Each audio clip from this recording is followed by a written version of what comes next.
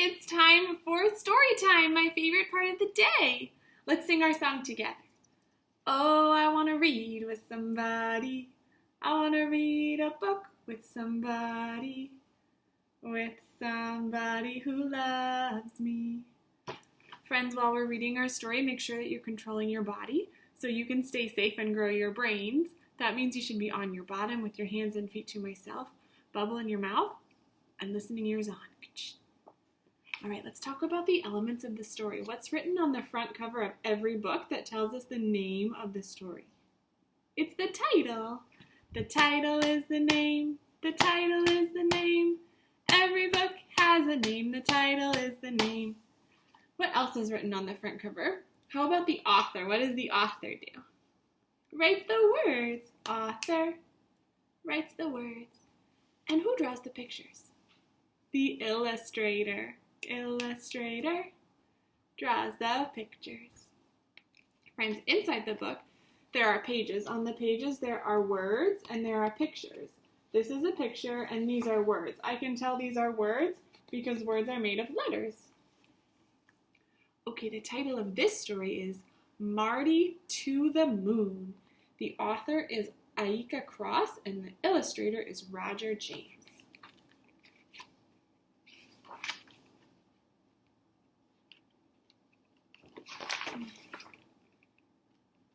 Okay.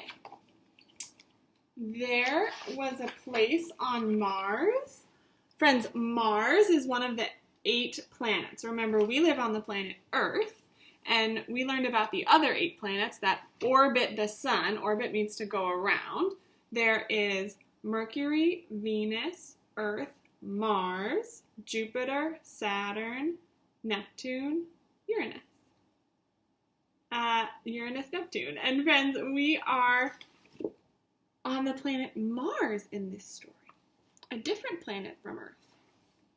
There was a place on Mars called Constellation Station on top of Olympus Mons, the highest mountain in the entire solar system. 2 friends, a young Martian named Marty and his dog, Hubble, loved to play fetch together, and their favorite place to play was at Constellation Station. At Constellation Station, comets were always flying by. It was said for many years that if you stood very tall, waited very patiently, and jumped really high, you could catch a ride on one of the comets shooting by. But Marty and Hubble never saw anyone ride on a comet. Until one day, Marty and Hubble were hiking up Constellation Station when Marty found a unique space rock. It was blue, shiny, and looked like it came straight from Neptune. "Look what I found, Hubble," Marty said. "We can play fetch with it today." Hubble licked Marty's hand excitedly. When they finally arrived at Constellation Station, Marty said, "Hubble, it's going to be dark soon. We have to be very careful because we won't be able to see anything when it gets dark."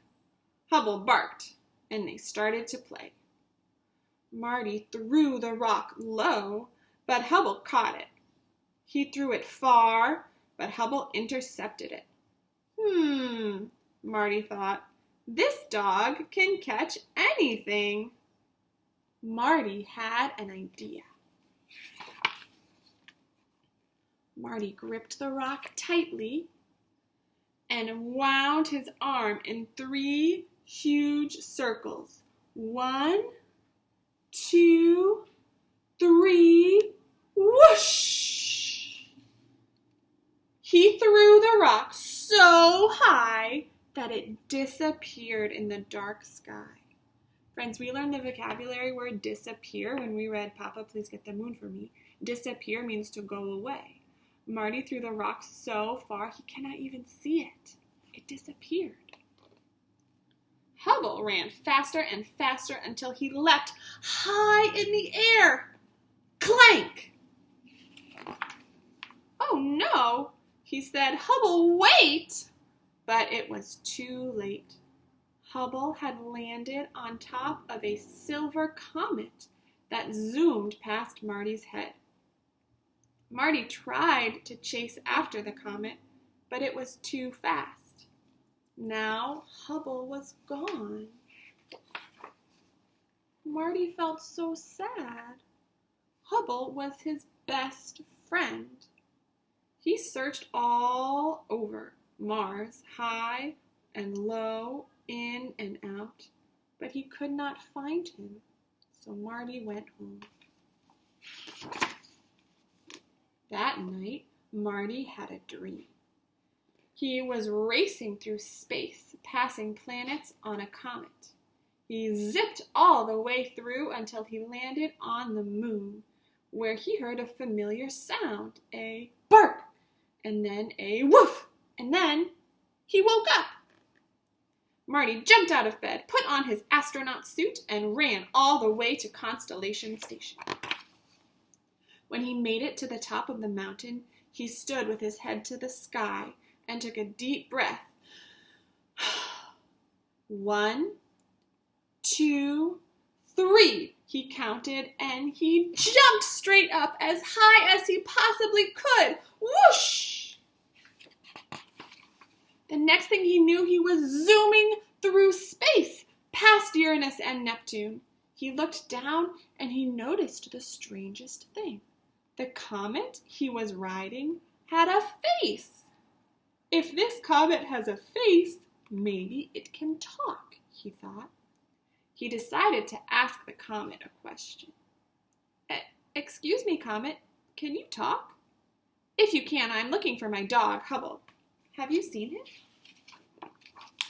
To Marty's surprise, the comet looked up at him and smiled. Yes, I've seen him.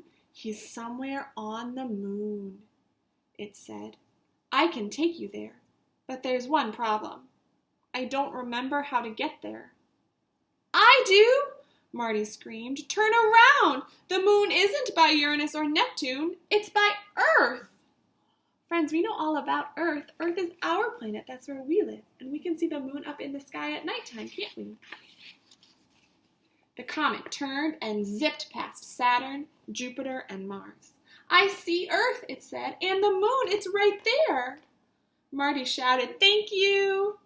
Then he took a deep breath and jumped, but his feet were floating. Why am I floating? He asked himself. He remembered something. There is little gravity on the moon.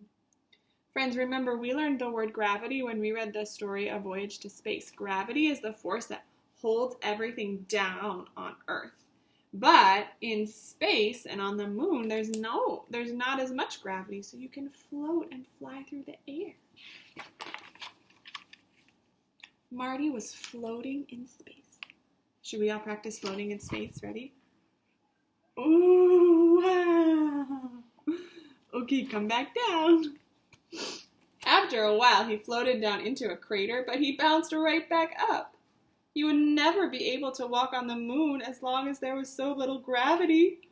He started to jump and jump. Then he saw something in the distance.